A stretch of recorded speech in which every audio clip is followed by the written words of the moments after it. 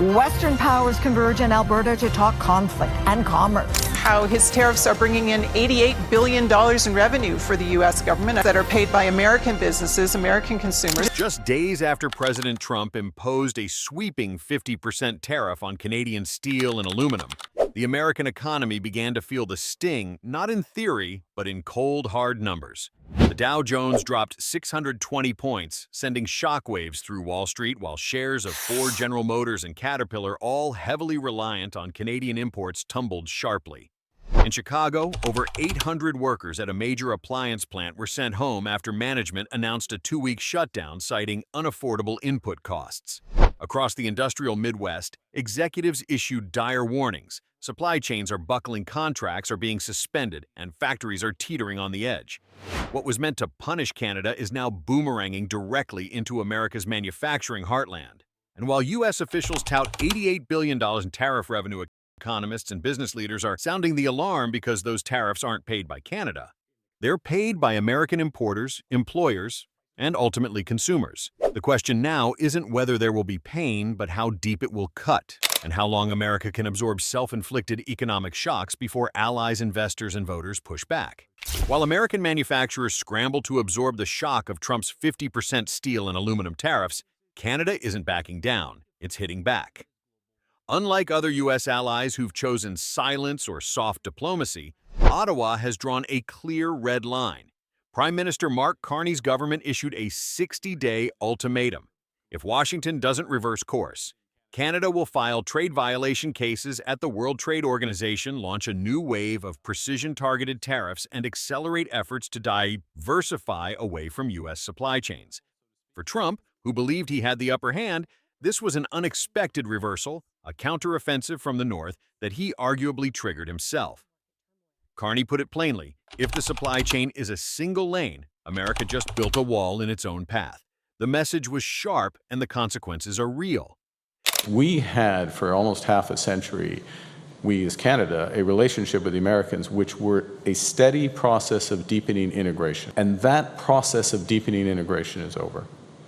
We are in a position now where we cooperate when necessary, but not necessarily cooperate. With each retaliatory step, Canada is shifting from defense to deterrence, not just to protect its economy, but to redefine the terms of partnership. And unlike Trump's broad, blunt tariffs, Canada's response is calculated, designed to hit political pressure points in swing states without sabotaging global stability. Washington may have fired first, but Ottawa is no longer playing the role of polite neighbor. It's stepping into the role of strategic equal and making sure the world sees it.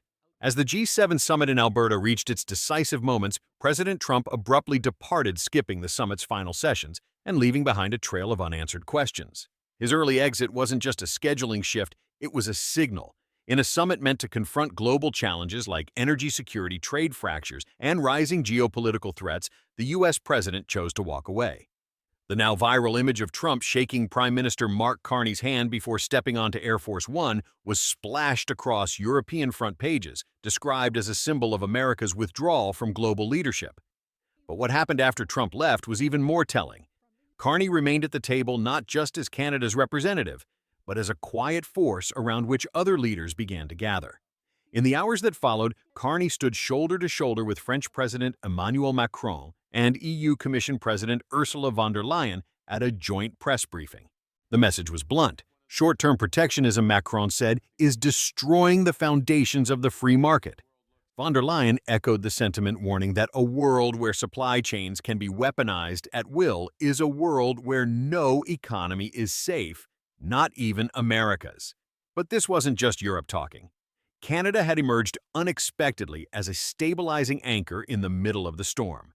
Behind closed doors, Carney quietly held bilateral talks with NATO leadership, Ukrainian President Zelensky, Indian Prime Minister Modi, and officials from Australia and Japan, many of whom had come to Alberta expecting to meet with Trump. Instead, they found themselves aligning with Carney's call for a more predictable cooperative trade order. It was a striking reversal of roles. The United States, once the architect of global alliances, now seen as the disruptor. Canada, once the junior partner, now shaping the conversation. Trump's absence didn't create a vacuum, it clarified one. And as the summit carried on without him, it became increasingly clear. America may still be seated at the table, but it's no longer setting the tone. Once the undisputed architect of North American trade, the United States is now grappling with the unraveling of the very supply chains it helped create. For decades, U.S. dominance in steel energy and critical minerals shaped the rhythm of cross-border commerce from Ontario to Texas. But in 2025, that control is slipping, and fast. As President Trump doubles down on tariffs and isolationist rhetoric, America's closest neighbors and allies are quietly building new alliances without Washington at the center. Canada has taken the lead, forming a strategic minerals bloc with the European Union and Japan focused on securing lithium, nickel, cobalt, and graphite, the lifeblood of electric vehicle batteries and next-generation technologies. These aren't symbolic partnerships. They represent a deliberate shift away from reliance on U.S. infrastructure and regulatory instability. Mexico, too, once squeezed between Trump's tariffs and migration ultimatums, has turned back toward Ottawa, seeking greater alignment in clean energy, critical minerals, and AI development. Even China is capitalizing on the moment, aggressively acquiring long-term mineral contracts across Latin America and Africa, deals that the U.S. used to broker or block. Inside Washington, the mood is shifting from triumph to alarm. National security advisors are now warning the White House that America's grip on future-proof industries, clean tech EVs, semiconductors, is weakening not because of foreign sabotage, but because of domestic missteps. If we don't course-correct, one senior advisor reportedly told the National Security Council, we won't just lose leverage, we'll be locked out of the next-generation supply chain. The warning is clear: the ghost haunting America now isn't foreign competition. It's the echo of its own policies, turning friends into competitors and supply networks into vulnerabilities. When Canada retaliates, it doesn't swing wildly, it strikes with precision. Unlike Trump's broad and blunt tariff strategy, Ottawa's response is surgical, targeting the very heart of America's political map, the states that helped put Donald Trump in office. Bourbon from Kentucky, orange juice from Florida, motorcycles from Wisconsin, each product carefully chosen not just for its economic value, but for its symbolic and electoral weight. These aren't random goods, they are the economic lifeblood of Trump's core voter base. The message is calculated and unmistakable. If you weaponize trade, we'll weaponize the map. And it's working. U.S. producers in these states are already lobbying Washington for relief, with trade associations warning that continued tariffs could cripple local industries ahead of the 2026 midterms. Small distilleries in Kentucky have reported canceled export orders. Citrus growers in Florida are pleading for exemptions. Harley-Davidson dealerships across the Midwest are seeing inventories pile up as Canadian buyers disappear. For Trump, this isn't just a diplomatic headache, it's a domestic political liability. Canada is showing that trade retaliation doesn't need to be massive to be effective. It just needs to be smart and targeted. By going after symbolic industries in politically sensitive regions, Ottawa is turning Trump's economic aggression into a political boomerang.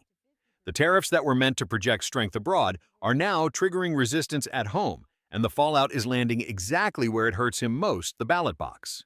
In geopolitics, trust is currency, and right now the United States is burning through it fast.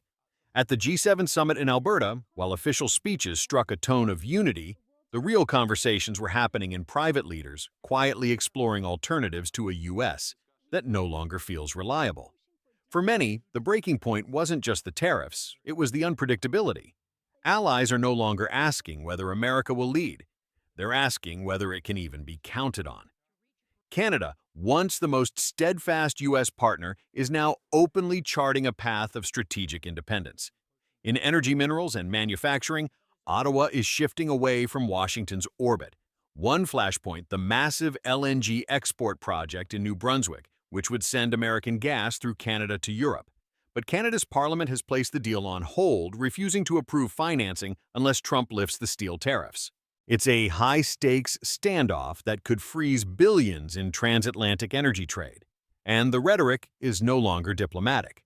On national television, a Canadian lawmaker summed it up bluntly: "We can't keep building bridges if America insists on burning them." This isn't just about pipelines or aluminum, it's about a rupture in the foundation of North American cooperation. For years, the U.S. assumed its allies had no other options. Now they do. And as Canada accelerates its outreach to Europe, Japan, and emerging partners in the Indo-Pacific, the geopolitical center of gravity is beginning to shift, not with fanfare, but with quiet determination. For years, America First was marketed as a strategy to restore national strength. But in Alberta at the G7 summit, it became clear that the slogan has quietly morphed into something far more dangerous: America alone. The 50% tariff hike on Canadian steel and aluminum wasn't a show of strength, it was a signal of strategic isolation. President Trump proudly cites $88 billion in tariff revenue, framing it as a win. But what he leaves out is this: those billions aren't paid by Canada. They're paid by American businesses, manufacturers, and families.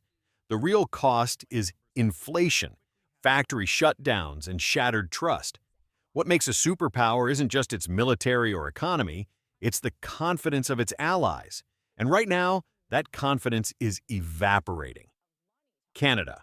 America's closest partner is actively rewriting trade routes, rerouting minerals, and blocking joint energy projects.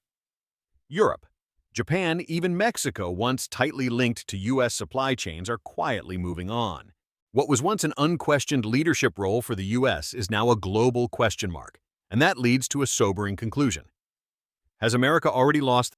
This G7 wasn't a show of U.S. dominance. It was a referendum on its credibility. Can America still be trusted to lead the world economy? Can it offer stable, long-term partnerships? And if even Canada, the most integrated, most cooperative neighbor, is walking away, who's next? The world isn't waiting for an answer. It's already adjusting.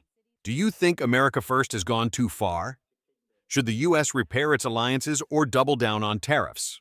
Drop your opinion in the comments. And if you care about the future of American leadership, subscribe for more hard truths.